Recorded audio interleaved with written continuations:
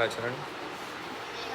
नमो अर्हन्ताणं नमो सिद्धाणं नमो आयर्याणं नमो वज्रायाणं नमो लोहे सबसाहुणं। तीन भुवन में सार बीत राग विज्ञानता शिव स्वरूप शिवकार नमहु त्रियोग संहारिके आत्म के अहित विषय कषाय इनमें मेरी परिणति न जाए। मैं रहूं आप में आप लीन सो करो होई जो निज अधीन। तीसरी ढाल छैड़ाला ग्रंथि हमारी चर्चा चल रही है, जिसमें से सबसे पहले हमने सम्यक दर्शन का लक्षण देखा था। सम्यक दर्शन दो प्रकार के कौन से? निश्चय सम्यक दर्शन और व्यवहार सम्यक दर्शन। निश्चय सम्यक दर्शन को हमने देख लिया था अच्छे से। उसके बाद पहले पे आए थे जीव। जीव के तीन प्रकार कौन से? परमात्म। उसमें से बहिरात्म कौन होता है? जो देह और जीव को एक मानता है। कौन से गुण स्थान वाला? पहला। उसके बाद अंतरात्म। कितने वेद उसके? तीन। कौन कौन से? बहुत बढ़िया। उत्तम मध्यम जगन्य में कौन कौन?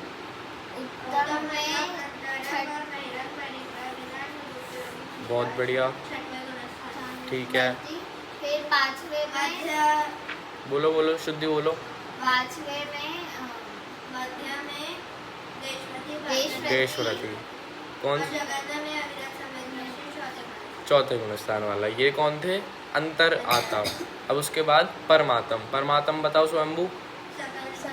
सकल निकल। निकल कौन से होते हैं? ठीक है। सिद्ध भगवान। और शरीर सहित कौन से होते हैं? अर्यन। दोनों का गुण स्थान कौन सा है? गुण स्थान रहित। बहुत बढ़िया। अब इधर आओ। ये जीव, ये सब अजीव। अजीव में पहला कौन सा? पुद्गल। पुद्गल के क्या चार क्या आए थे? ये पुद्गल की क्या है? विशेषताएं हैं। अब उसमें से नंबर्स बताओ। स्पर्श कितने? वर्ण, गंध और बचा क्या? रस। 5। ठीक है। ये हो गया पुद्गल। ये चीज़ें जिसमें पाई जाए उसको क्या कहते हैं? पुद्गल। अब इधर दोबारा पुद्गल के बाद कौन सा आया? धर्म। धर्म क्या करता है स्वयंभू आपका? जब आप रुकना चाहते हो तब? जब स्वयं चलते हुए जीव पुद्गल हो तब क्या करता है? चलाता है। उसके बाद धर्म के बाद अधर्म। अधर्म क्या करता है? जब हम चलना चाहे तब? रुकने में सहायक है। ठीक है। धर्म, अधर्म, आकाश। आकाश क्या कर रहा है? जगह दे रहा है।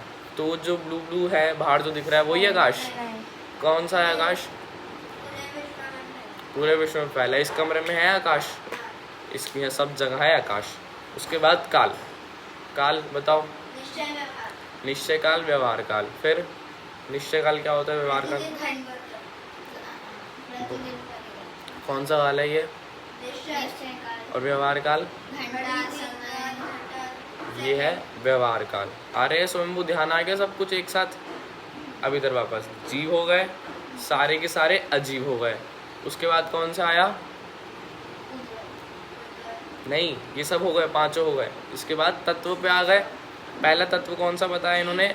जीव हो गया पहले ही, अजीव भी हो गया। अब आश्रव। आश्रव बताओ क्या होता है? इसमें क्या दिया है? आश्रम वाला डेली भूल जाते हो। देखो इधर ध्यान रखो। 4 और 3 बताओ। हाँ, ये 4, ये 3। इनसे क्या? इनसे आश्रव होता है। देखो ये 4 जब हम इन 3 से करते हैं तब आश्रव होता है। ठीक है। स्वयंभू इधर देखो। ये 4 चीजें, अब मिथ्यात, अविरत, प्रमाद, कषाय, ये 4 चीजें जब मैं मन वचन काय से करता हूँ तब आश्रव होता है। ध्यान रखना, डेली बता रहा हूँ और ये पेपर में आएगा, वेरी वेरी इंपॉर्टेंट। मिथ्यात्व, अविरत, प्रमाद और कषाय, ठीक है, ये होता है आश्रव। उसके बाद चलो बंध। बंध क्या हुआ? बंध का क्या अर्थ है यहाँ पर? बोलो शुद्धि। बंध।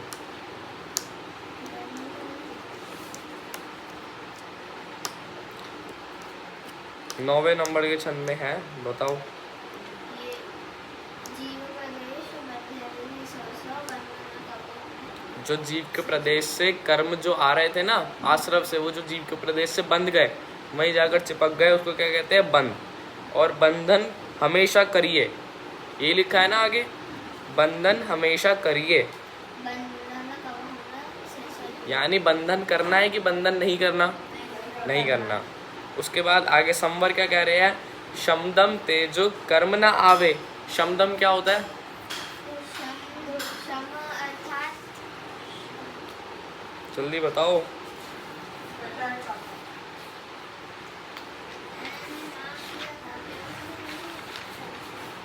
कषाय जहाँ नहीं है। वो क्या है? शम। और दम? इंद्रियों मन को जिसने जीत लिया।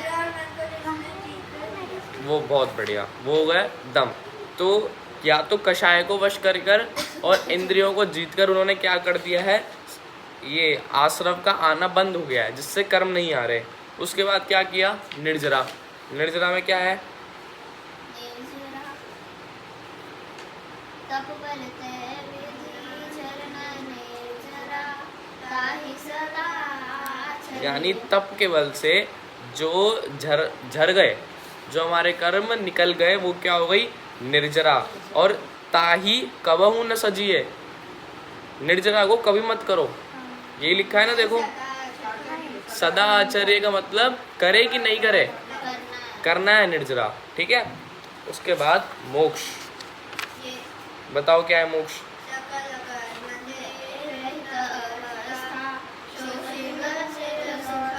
क्या है मोक्ष? सारे कर्मों से रहित ऐसी अवस्था। और कैसी? शिव है, स्थिर है और सुखकारी है। ये हो गया 6 द्रव्य पहले हो गए, फिर 7 तत्व का लक्षण। अब 3 जो इम्पोर्टेंट चीज आई थी, देव का लक्षण, गुरु का लक्षण और धर्म का लक्षण। याद है किसी को? याद है? बोलो। देव का बोलना सिर्फ।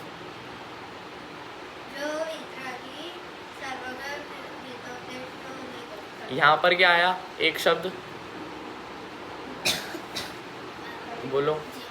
जिनेंद्र, जिन्होंने इंद्रियों को जीत लिया है। आगे गुरु कैसे है? परिग्रह भिन्न। कौन से परिग्रह? उन दोनों से रहित है। उसके बाद धर्म कैसा है?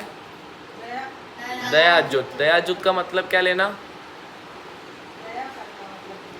दयाजुत अर्थात अहिंसा आदि रहित, यानी 5 पाप से रहित ऐसा धर्म, ठीक है।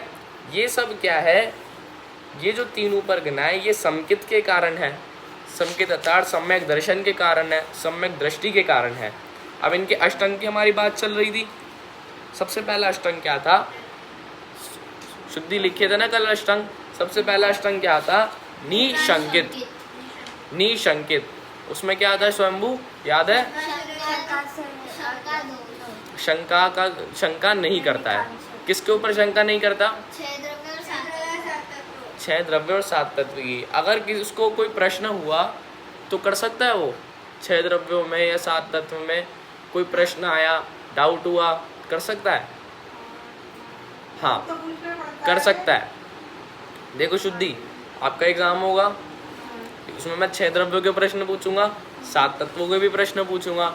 आपको कुछ नहीं आता तो आप मुझसे वापस पूछोगे ना, डाउट क्लियर करोगे ना। तो इस प्रकार का कोई भी प्रश्न उनको हो सकता है, पर मन में श्रद्धान क्या रहेगा? मैं कौन हूँ? जीव। ऐसा निशंकित रहता है वो। अगला क्या है? निकांक्षित। इसमें क्या आता है? निकांक्षित में किसकी आकांक्षा से रहित? संसार सुख से, संसार सुख की आकांक्षा से रहित, ठीक है। समझ आया? मुझे कुछ भी चीज नहीं चाहिए, किसकी? इंद्रिय विषय के जिससे भोग हो। स्वयंभू इंद्रिय कितनी? 5। उन 5 इंद्रिय से कोई भी विषय मेरे पूरे होते हो, उनके भोग की मुझे चाह नहीं है, तो मैं कौन हूँ? निकांक्षित हूँ। आगे अगला कौन सा है? निर्विचिकित्सा। निर्विचिकित्सा। इसका अर्थ क्या है? ग्लानि रहित। ग्लानि रहित। किसके ग्लानि रहित? मुनियों के शरीर को देखकर घृणा नहीं करना। और मुनि से यहाँ क्या अर्थ लिया था हमने?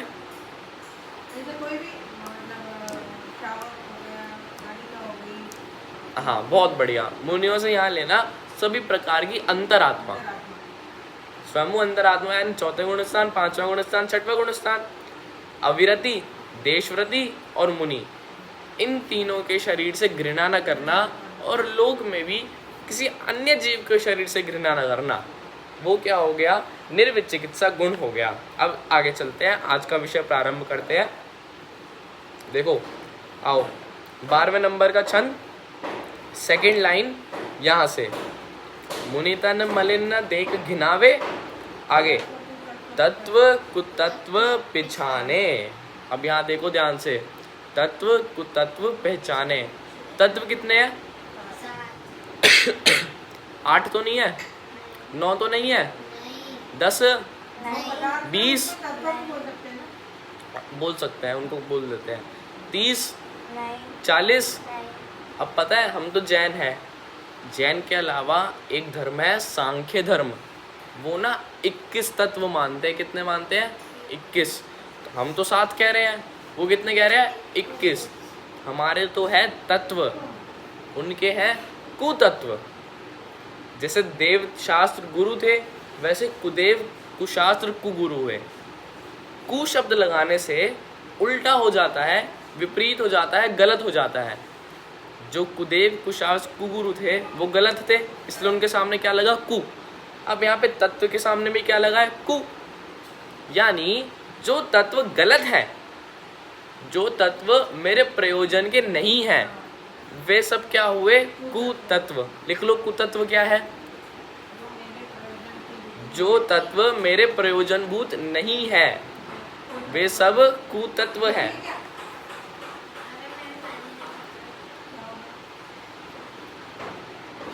लिखो, जो तत्व मेरे प्रयोजन के नहीं है, वे सब कुतत्व है। तत्व मेरे प्रयोजन के नहीं है। अब देखना ध्यान से, जो तत्व मेरे प्रयोजन के नहीं है और जो तत्व मेरे प्रयोजन के हैं, स्वस्ति कोई बात नहीं, वो सब ना मिक्स हो गए आपस में। स्वयंभू देखो इधर, जो तत्व प्रयोजन के हैं और जो तत्व प्रयोजन के नहीं है, वो ना आपस में मिक्स हो गए। अब वो जीव क्या करता है? उनको पहचानता है, उनको आइडेंटिफाई करता है, उनको अलग निकालता है, ताकि उनका श्रद्धान कर सके। स्वयंभू इधर देखो, आप मेले में गए, मेले में घूमने गए, आप झूला वूला झूलने जाते हैं, मस्ती करने जाते हैं, आप गए वहाँ पर, मम्मी और पापा ने आपका हाथ पकड़ा हुआ था। अब थोड़ी देर के लिए उन्होंने हाथ छोड़ दिया और स्वयंभू भीड़ के चक्कर में बहुत पीछे चला गया, बहुत पीछे चला गया। अब मेले में बहुत भीड़ होती है, अब उस पूरी भीड़ में मम्मी पापा खो गए। खोया तो बच्चा, पर मम्मी पापा अभी मिल नहीं रहे। स्वयंभू आपको नहीं मिल रहे मम्मी पापा। अब आप क्या करोगे? सबको देखोगे, जितने लोग हैं सबकी शक्लों पे ध्यान रखोगे, कौन कौन जा रहा है, मम्मी ने कौन से कपड़े पहने थे, पापा ने कौन से कपड़े पहने थे। अभी सब क्या है? मिक्स हुए हुए हैं। आप क्या कर रहे हो? पहचान कर रहे हो, किसकी? तत्व की और कुतत्व की, मम्मी की और बाकी सब लोगों की। पहले पहचान कर रहे हो, इतने सारे लोग हैं, कौन कौन है, फिर उनमें से मम्मी को ढूंढोगे, पापा को ढूंढोगे। वैसे ही जगत में बहुत सारे तत्व कहे गए हैं, उसमें से प्रयोजन भूत तत्व तो ये 7 है, और जो इनकी पहचान कर लेता है वो कौन हो जाता है? चौथा अंगधारी, जिसका नाम है अमूढ़ दृष्टि। अमूढ़, देखो इसका अर्थ देखो, अ यानी रहित, अ यानी रहित, मूढ़ यानी मूर्खता, और दृष्टि यानी श्रद्धान। 3 शब्द हो गए, अ यानी नहीं, और मूढ़ यानी मतलब रहित। रहित, ठीक है। मूढ़ मतलब मूर्खता, और दृष्टि मतलब श्रद्धा। श्रद्धा, जिसकी श्रद्धा में मूढ़ता नहीं है, मूढ़ता यानी मूर्खता, जिसकी श्रद्धा में मूर्खता नहीं है वो है अमूढ़ दृष्टि। और वो क्या करता है, तत्व भी पहचान लेता है और कुतत्व भी पहचान लेता है। स्वयंभू, वो जीव क्या करता है, तत्व भी पहचानता है और कुतत्व भी पहचान लेता है। तो वो चौथा अंग कौन सा हो गया, अमूढ़ दृष्टि। एक बार क्या हुआ, बहुत टाइम पहले एक रानी थी। एक बार राज्य में वो हो गया, सब जगह बात फैल गई कि देखो 25वें तीर्थंकर का समावशरण आया है, 25वें तीर्थंकर का समावशरण। सुनिए सुनिए, तू रेवती रानी। ये सुनो। अब ये खबर उन तक पहुंची तो आसपास के सारे लोग, अरे 25वें तीर्थंकर का समावशरण आना है, 24 तीर्थंकर के बाद 25वें हुए हैं, हम 24 से तो नहीं मिल पाए, चलो 25वें से मिल लेते हैं। सब पागलों की तरह अंधविश्वास से उनके पास चले गए। पर जो रेवती रानी थी वो नहीं गई। क्यों नहीं गई, क्योंकि उसको श्रद्धांत था किस चीज़ पर, कि अन्य कोई है ही नहीं, 24 तीर्थंकर होते हैं, उन्हें तत्व का और कुतत्व का श्रद्धांत था। तत्व क्या कि 24 तीर्थंकर होते हैं वस्तुतः, और कुतत्व क्या 25 में नहीं होते। इस प्रकार का श्रद्धान अमूढ़ दृष्टि अंग का धारक होता है। आई बात समझ में आपको, अमूढ़ दृष्टि अंग समझ आया स्वयंभू। चलो अब आगे चलते हैं। निज गुण अरु पर अवगुण ढाके, वाजिन धर्म बढ़ावे। इस अंग का नाम है उपगूहन। उपगूहन। अब देखना क्या कह रहे हैं इसमें, निज गुण यानी अपने गुण, निज मतलब मैं, अपने गुण को क्या कर रहा है, निज गुण अरु, और पर गुण यानी पर के अवगुण, अपने तो गुण और दूसरों के अवगुण छिपावे तथा अपने आत्मधर्म को बढ़ाए। अपने तो गुण छिपा रहा है और दूसरों के अवगुण छिपा रहा है। स्वस्ति, अपने क्या छुपा रहा है, गुण, और दूसरों के अवगुण छिपा रहा है। और क्या कर रहा है, अपने आत्मधर्म को बढ़ाए। किसको बढ़ाए, आत्मधर्म को, अर्थात निर्मल बनाए। अब समझना ध्यान से, स्वयंभू अपने गुणों को और दूसरों के अवगुणों को छिपा रहा है, पर हम करते क्या है, उल्टा, अपने गुणों को बताते हैं और दूसरों के अवगुणों को बताते हैं। स्वयंभू, अपने तो मैं गुण बताऊंगा सबको कि मैं इतना अच्छा हूँ, मैं इतना अच्छा पियानो बजा लेता हूँ, मैं तो स्वाध्याय करता हूँ, ये मेरे गुण हैं सभी, शुद्धि, और मैं सबको ये बता रहा हूँ। और दूसरा जो स्वस्ति है वो सबको परेशान करती है, वो मुझे परेशान करती है। स्वयंभू खाना ठीक से नहीं खाती वो स्वस्ति, और मैं सबको तो स्वस्ति के अवगुण बता रहा हूँ। अपने तो गुण बताए और दूसरों के अवगुण बताए। अब यहाँ पर उल्टा लो, अपने अवगुण ढक दिए और दूसरों के गुण ढक दिए। स्वस्ति, आप में ना बहुत सारे अवगुण थे।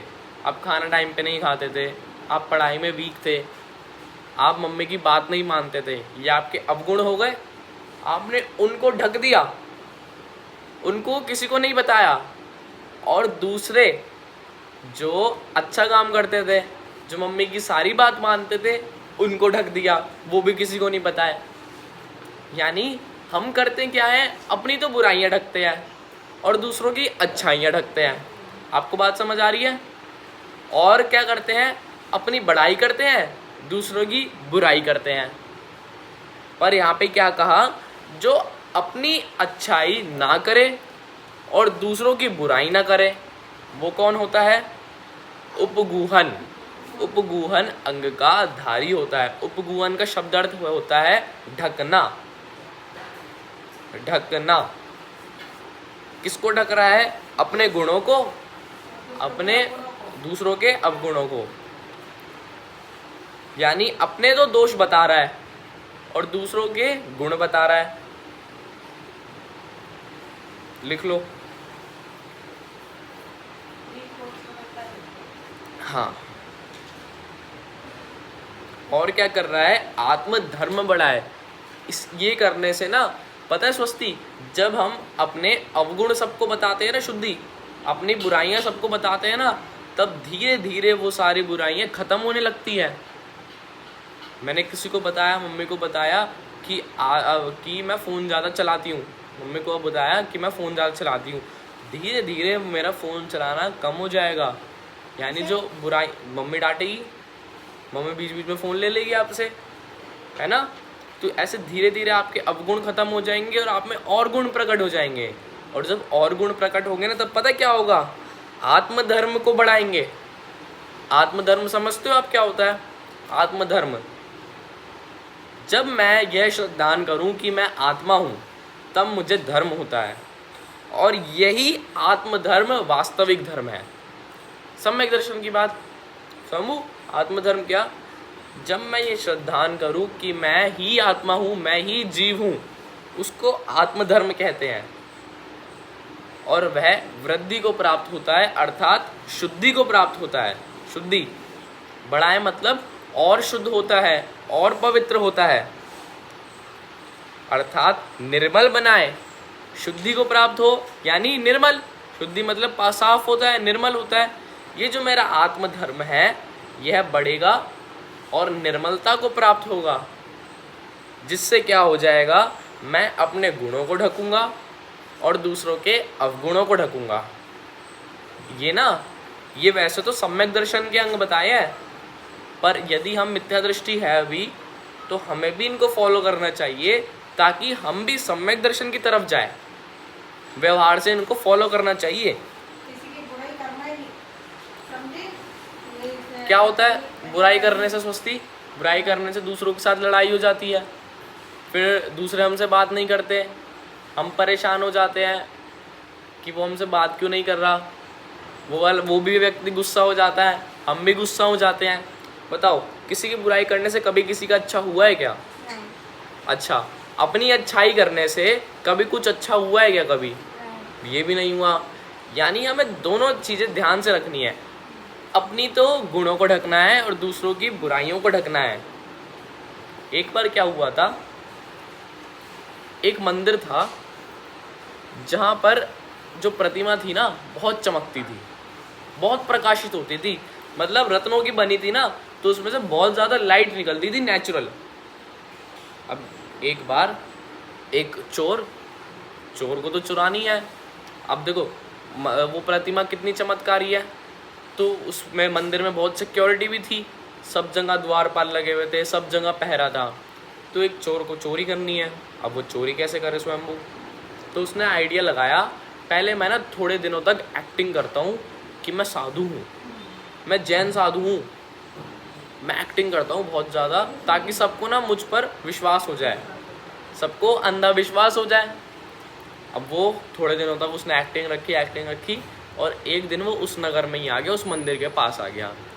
तो जो मंदिर का देख रेख करते थे, जो मंदिर की सुरक्षा में रखते थे, वो ऐसे एक सेठ, उन सेठ ने कहा कि आप तो धर्मात्मा हैं, आप तो महात्मा हैं, आप हमारे मंदिर में ही ठहरिए, करते हैं सब करते हैं कि आप हमारे मंदिर में ही ठहर जाइए।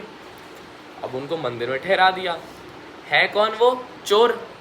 पर भेष कौन सा धारण कर रखा है? साधु का। साधु का भेष धारण कर रखा है, यानी सबको क्या दिख रहा है, वो कौन है? साधु। आई बात समझ? अब क्या हुआ, रात के अंधेरे में वो प्रतिमा कैसी थी? चमकती थी। रात के अंधेरे में उस चोर ने उस प्रतिमा को कपड़े से ढक के ले जाने की कोशिश की। अब भाई रोशनी आ रही है तो पहले रोशनी को ढकेगा, तो उसने पहले रोशनी को ढक के भागने की, ले जाने की कोशिश की, पर उस रत्नों की आभा, उसकी रोशनी इतनी तेज थी कि कपड़े की भी आर पार सारी रोशनी आ रही थी, सबको दिख रहा था। अब अंधेरे में आप टॉर्च लेके जाओ तो सबको दिख जाएगी कि आप जा रहे हो, कहीं से जा रहे हो। ऐसे वो प्रतिमा लेके जा रहा था तो सबको दिख गया, तो सब चिल्लाने लगे, चोर चोर चोर चोर, सब करने लगे। अब वो सेठ जी भी आ गए। अब सब लोगों ने कहा कि वो साधु है ना, उन्होंने ही चोरी की है, उन्होंने तो देख लिया था कि साधु है ना, उन्होंने ही चोरी किया है। अब साधु भी भागता रहा भागता रहा भागता रहा, बहुत दूर चला गया जंगल में, पर उसकी रोशनी खत्म ना हो। रोशनी आ रही है स्वयंभू, तो सबको पता है ना वो कहाँ है, सब उस रोशनी को फॉलो करके जा सकते हैं वहाँ तक। ऐसे ही वो जो सेठ है ना, वो उस रोशनी को फॉलो करता करता वहाँ पहुँच गया, और वहाँ पर उसने देखा कि साधु ने वो प्रतिमा चुरा रखी है। कितना बड़ा दुर्गुण था, कितनी बड़ी बुराई थी, किसके प्रति? साधु के प्रति। पर उस समय वो कौन थे? साधु थे। इसलिए उस सेठ ने क्या किया? उनकी बुराई को ढक दिया। ये भी सुनो। सुनिए ना, उन्होंने क्या किया? किसी को बताया नहीं कि ये साधु ही चोर थे। पता है उन्होंने क्या कहा? उन्होंने कहा वो चोर ने साधु को देखा और डर के मारे प्रतिमा यहीं रख के भाग गया। समझ आई आपको स्टोरी? अपने तो गुणों को तो छुपाए रखा, अपने गुण तो बताए नहीं कि मैंने पकड़ा है उनको या मैं झूठ बोल रहा हूँ, बल्कि दूसरों की जो बुराई थी उसको भी ढक दिया। देखो बच्चों, इससे क्या होता? इससे क्या होता? यदि वो कह देता ना कि साधु ने चोरी की थी, तो कोई भी जना अगली बार से किसी भी साधु को रहने नहीं देता, है ना स्वयंभू? आपने अब हम न्यूज़ में देखते हैं कि स्विगी वाले जो थे, स्विगी जोमेटो वाले घर में चोरी कर लेते हैं। जब हमने एक केस सुना कि स्विगी जोमेटो वालों ने घर में चोरी कर ली, उसके बाद से हमने क्या चालू कर दिया कि उनको गेट से बाहर ही रखने लगे, बाहर जाके उनसे पार्सल लेने लगे, है ना? वैसे ही अब हमने सुना कि साधु ने चोरी की है, तो हम तो साधुओं को भी घर में नहीं घुसाएंगे ना। इसलिए उस सेठ ने उनके अवगुणों को, उनके दोषों को ढकाए रखा, किसी को नहीं बताया। और इसके साथ साथ सुनो, उनको समझाया कि क्या सही है क्या गलत है, और इसी अंग को कहते हैं उपगूहन। आया समझ में शुद्धि? उपगूहन अंग। कितने अंग हुए हमारे? कौन कौन से?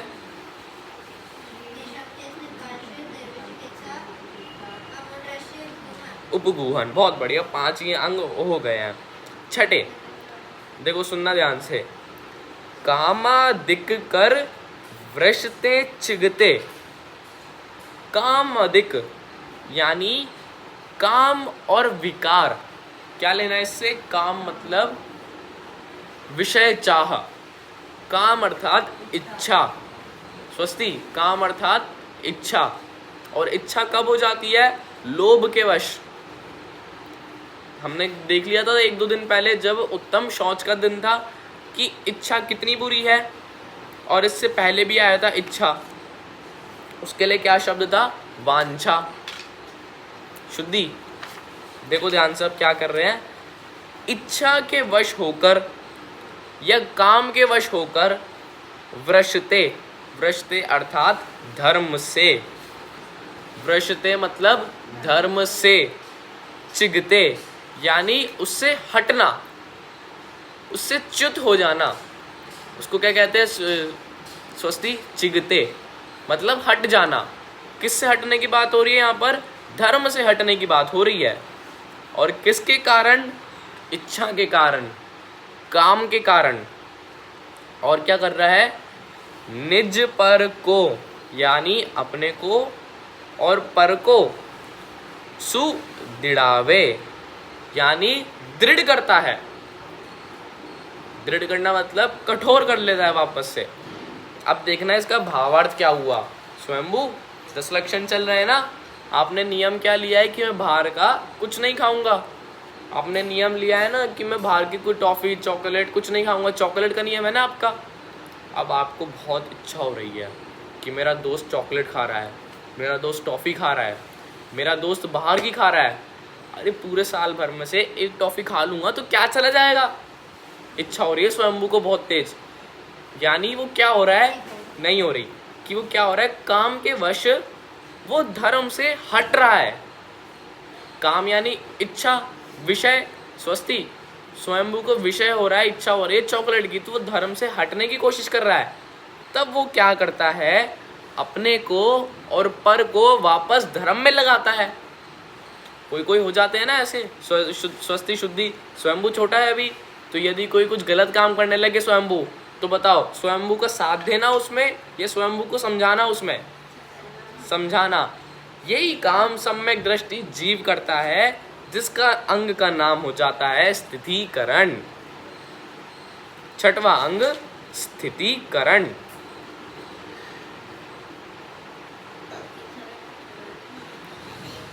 लिख लिया? लिखो, चलो बाद में लिखना। शुद्धि के में से देख लिए, उसने लिख लिया। स्थितीकरण क्या होता है इसमें, दोबारा से रिपीट कर रहा हूं, ध्यान से सुनना। विषय के कारण, इच्छा के कारण यदि कोई धर्म से भ्रष्ट होता दिखे तो उसको और अपने को वापस धर्म में लगाना। देखो शुद्धि, दो सिचुएशन है यहाँ पर, अपने को धर्म में लगाना और दूसरे को भी धर्म में लगाना। यदि स्वस्ति आपकी खाने की इच्छा हो रही है, आपको खाने की इच्छा हो रही है, तो खुद को दृढ़ करना, और स्वयंभू को खाने की इच्छा हो रही है तो स्वयंभू को दृढ़ करना कि नहीं, 10 लक्षण चल रहे हैं, ये चॉकलेट खाने में महापाप है, बाजार का खाने में हिंसा होती है। ऐसा जब मैं एक दूसरे को दृढ़ करूंगा, अपने को भी दृढ़ करूंगा, तो उसको कहते हैं स्थितीकरण अंग।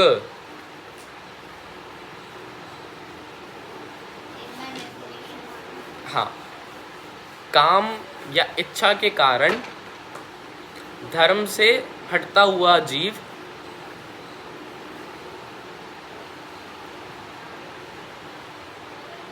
उसको वापस धर्म में स्थित करना, दृढ़ करना। लिखो, आएगा, ये भी आएगी, ये वाली परिभाषा आएगी। उसको वापस से धर्म में लगाना, वो क्या है, स्थितीकरण है। कितने अंग हो गए, बोलो कौन कौन से?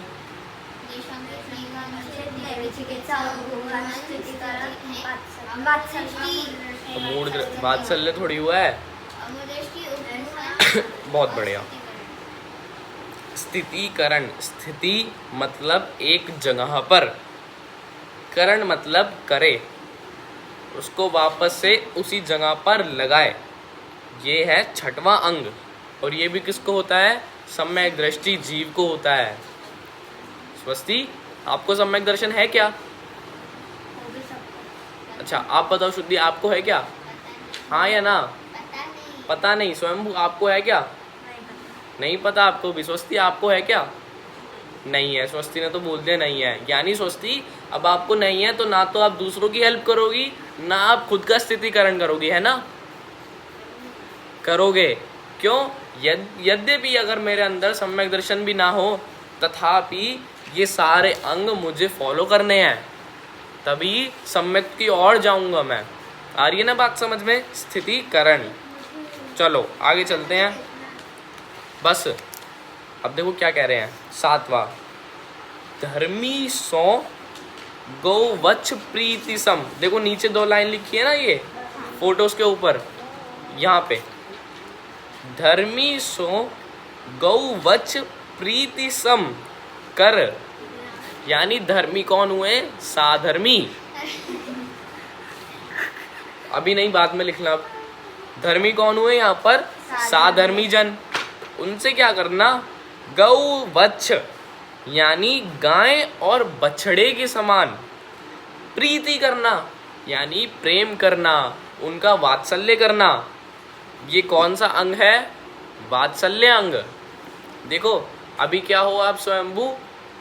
अभी आप गाय हो, और स्वस्ति आप क्या हो? वत्स अर्थात बछड़े। यानी अब कैसा क्या करें हम? भैया समझाओ तो हमें।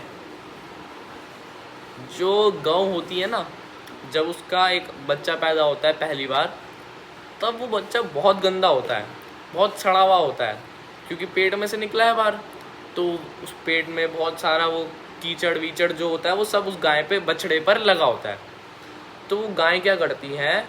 उस बछड़े को अपनी जीभ से चाट चाट कर साफ करती है, क्योंकि उनके पास तो पानी नहीं है, ना उनके हाथ है जो किसी और चीज़ से साफ कर दे। तो वो गाय क्या करती है? उस बछड़े को जीभ से चाट चाट कर साफ करती है, क्योंकि वो गाय क्या, उसकी माँ है, और वो बछड़ा उसका बच्चा है। चाट चाट कर जीभ से, जब तक पूरा साफ ना हो जाए वो। ऐसा प्रेम, ऐसा वात्सल्य अपने साधर्मी से करना। अब सुनना कैसा, जो वो बछड़ा है वो उस गाय को कुछ दे रहा है क्या बदले में? स्वस्ति, गाय ने उस बछड़े को चाट चाट कर साफ किया, अब वो बछड़ा गाय को क्या दे रहा है? कुछ भी नहीं दे रहा। वैसा ही साधर्मियों से वात्सल्य करना जिसमें मुझे उनसे कोई आकांक्षा ना हो, किसी लौकिक इच्छा ना हो, पारलौकिक इच्छा भी ना हो कुछ। शब्द बोला निर्वांछक, इसका मतलब है कोई भी इच्छा से रहित। ऐसा वात्सल्य, ऐसा प्रेम किन के प्रति? साधर्मी के प्रति। स्वस्ति, जैसे अभी प्रवचन शुरू होने वाले थे तो मैं सबके लिए जिनवाणी ले आई, मैंने सबको जिनवाणी दे दी, सबको प्रकरण खोल के दे दिया जो चल रहा है। ये है छोटे छोटे वात्सल्य। स्वयंभू मंदिर में विधान चल रहा है, उनके पास सामग्री खत्म हो गई तो मैं गया भागकर और मंदिर से सामग्री लाकर उनको दे दी, ये भी वात्सल्य है। शुद्धि, प्रवचन चल रहे थे अधर्मियों से प्रेम करना है। साधर्मियों से। शुद्धि, प्रवचन चल रहा था, इतने में 4-5 लोग और आ गए, अब उनको बैठने की जगह नहीं हो रही तो कहते हैं खुद खड़े होकर उनको बैठने की जगह दे दो या उनके लिए अलग से चटाई की व्यवस्था कर दो। इस प्रकार का साधर्मियों से वात्सल्य निर्वांछक। कहते हैं मंदिर को अपना घर समझो, यदि वहाँ गंदगी हो रही है तो अपने घर की तरह वहाँ पर झाड़ू लगाओ, यदि वहाँ पे किसी चीज़ की कमी हो रही है तो उसको पूरी करो। मंदिर को अपना अंग समझो, सेवा करना, सेवा करना। और कैसी सेवा? झाड़ू भी निकाल सकते हैं, पोछा भी मार सब कर सकते हैं वहाँ पर, जिनवानी की जिनवानी करते हैं, रखरखाव। करते हैं। हम अपने को छोड़ के बहुत लोग बहुत करते हैं, यहाँ तो नहीं, लेकिन वाक्यों में तो हम करते हैं। करते हैं। हाँ, बहुत ऐसी जगह है। अब गुरुद्वारा देख लो ना, गुरुद्वारा का एग्जाम्पल, वहाँ पर क्या होता है बच्चों, खाना बनाने वाले भी हम जैसे लोग हैं, खाना परोसने वाले, गुरुद्वारा में होता है ना लंगर, उसको परोसने वाले। और पता है जैसे अगर कोई मंदिर में आया तो उनके जूते चप्पल भी साफ करके देते हैं वो उनको। हाँ, मंदिर में खुद झाड़ू लगाना, खुद पोछा लगाना, खुद सारी साफ सफाई करना।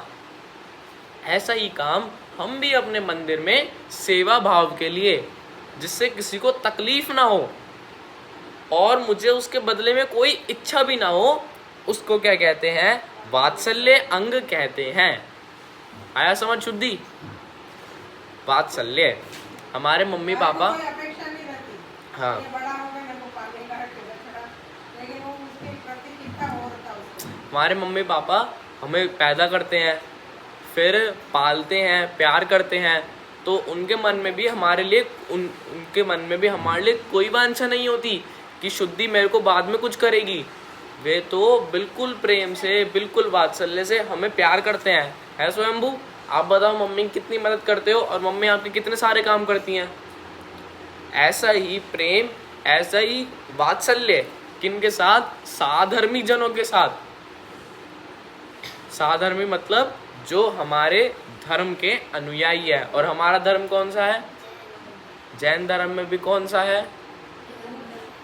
ऐसे नहीं, जो सच्चे देव, सच्चे गुरु और सच्चे धर्म में हमारा साथ दे। सच्चा देव, सच्चा गुरु, सच्चे शास्त्र समझ गए ना आप? जो भी पीछे आया था, जो व्यक्ति उनके ही अनुचरण करे और उनके ही अनुयायी हो, वे हमारे क्या है? साधर्मी जन है। स्वस्ति, आया समझ? साधर्मी कौन है? जो सच्चे देव, सच्चे गुरु और सच्चे शास्त्र के समागम में रहे, वो ही साधर्मी है। चलिए, वात्सल्य की परिभाषा इसमें से ही देख लेना जो है। आगे चलते हैं। अगला अंग प्रभावना। स्वयंभू, प्रभावना। निज धर्म दीपावे, बस इतना सा, 2 वर्ड का ये धर्म, 2 वर्ड का ये अंग, निज धर्म दीपावे, अर्थात जैन धर्म की शोभा में वृद्धि करना।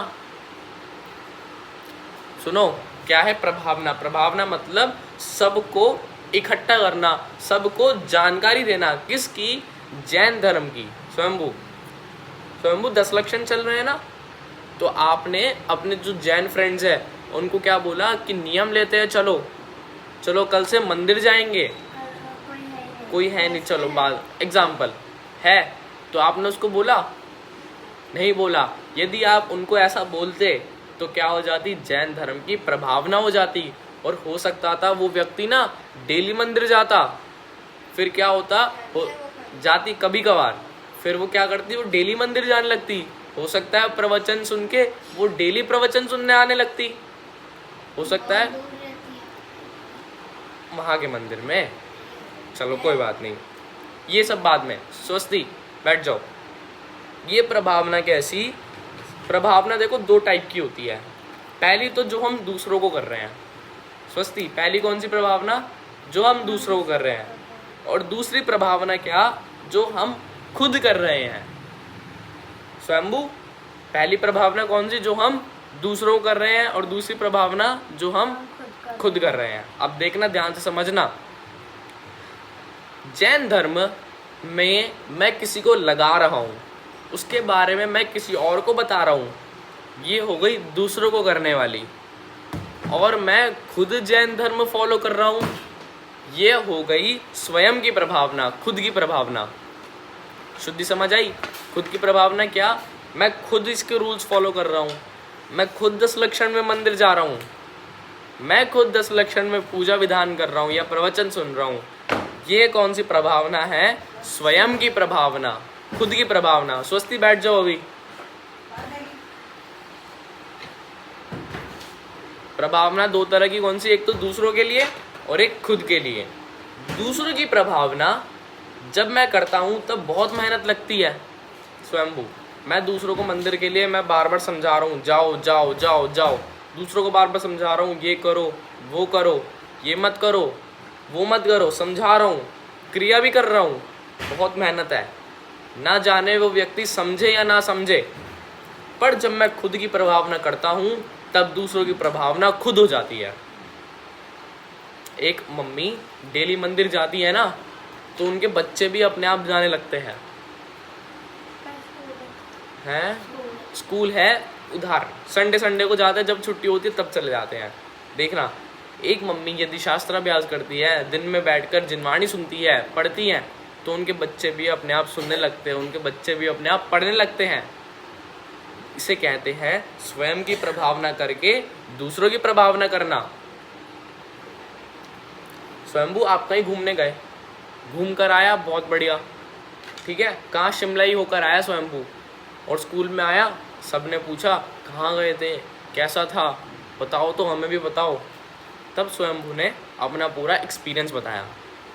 स्वयंभू खुद घूम के आ चुका, खुद फील करके आ चुका, यानी उसने खुद तो महसूस कर लिया सब कुछ। अब जब सबने देखा और उसको देखकर खुद शिमला घूमने चले गए, स्वयंभू ने एक बार भी नहीं कहा कि तुम भी जाओ। स्वयंभू ने तो अपना बताया कि मैं होकर आ गया, मैंने वहाँ ऐसा किया, मैंने वहाँ वैसा किया। तो उसको देखकर लोगों के मन में लालच आया कि वहाँ तो कुछ अच्छा ही है, जब वो गया है तो वो बता रहा है तो कुछ बढ़िया ही होगा, तो वो लोग भी साथ में चले गए, वो लोग भी अगली बार चले गए। मैंने जब अपनी प्रभावना करी, जब मैं खुद मंदिर गया, जब मैंने खुद पूजा करी, जब मैंने खुद विधान किया, तो मुझे देखकर जो दूसरे लोग जुड़े, उससे क्या हो गई, दूसरों की प्रभावना हो गई। अब देखना, सबसे बड़ी प्रभावना कौन करता है इस जगत में? प्रश्न आया समझ?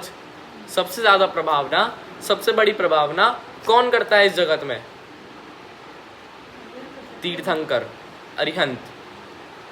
अरिहंत भगवान का क्या होता है? समवशरण होता है। अरिहंत भगवान का क्या होता है? समवशरण होता है।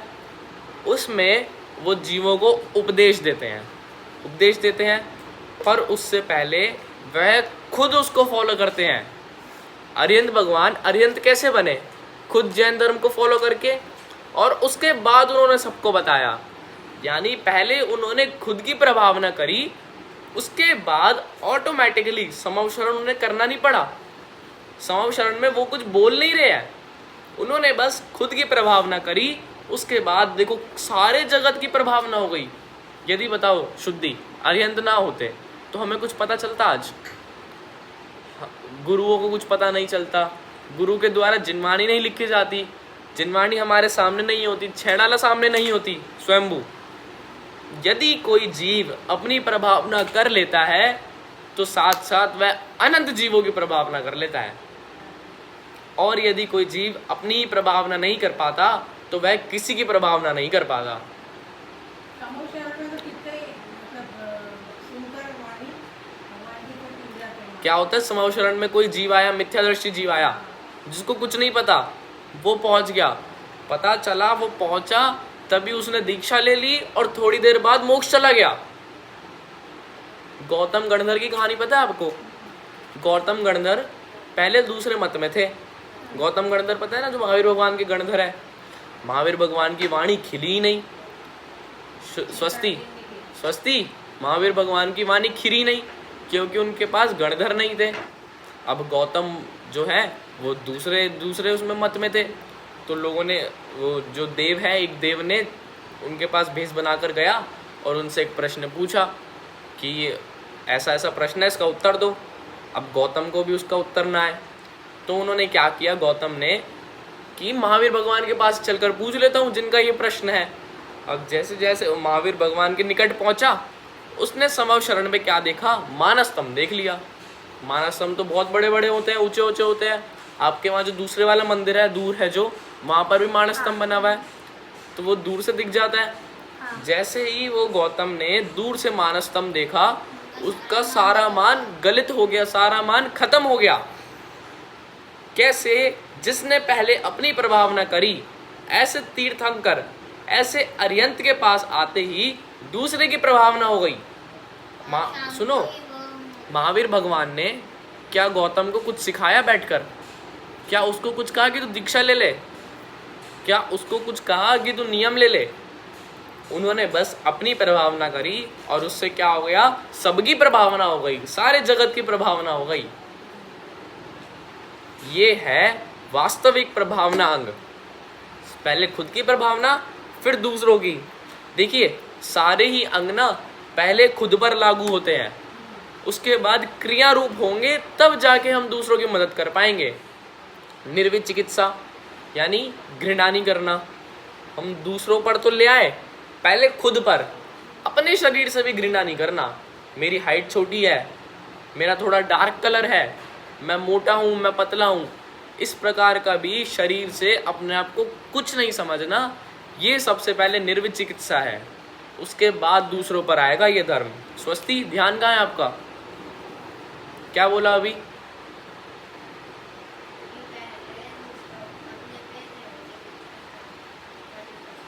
कैसे? उदाहरण?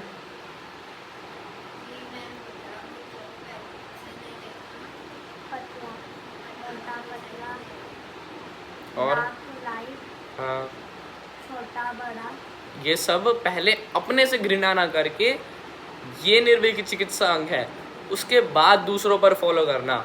अब देखो, ये 8 अंग हो गए।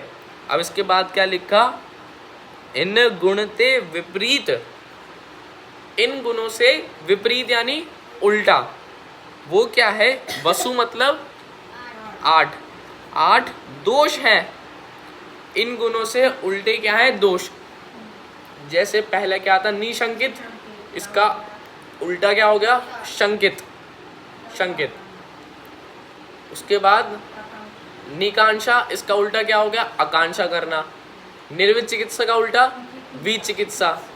अमूढ़ दृष्टि का उल्टा मूढ़ दृष्टि। ऐसे ही आगे अनुपगूहन, ठीक है। उसके बाद स्थितिकरण का अस्थितिकरण। वात्सल्य, इसका उल्टा द्वेष, द्वेष करना वात्सल्य का उल्टा। प्रभावना का उल्टा अप्रभावना। ये जो 8 है, ये सम्यक के दोष है। इन गुणों से विपरीत जो बातें हैं वो इनके दोष है।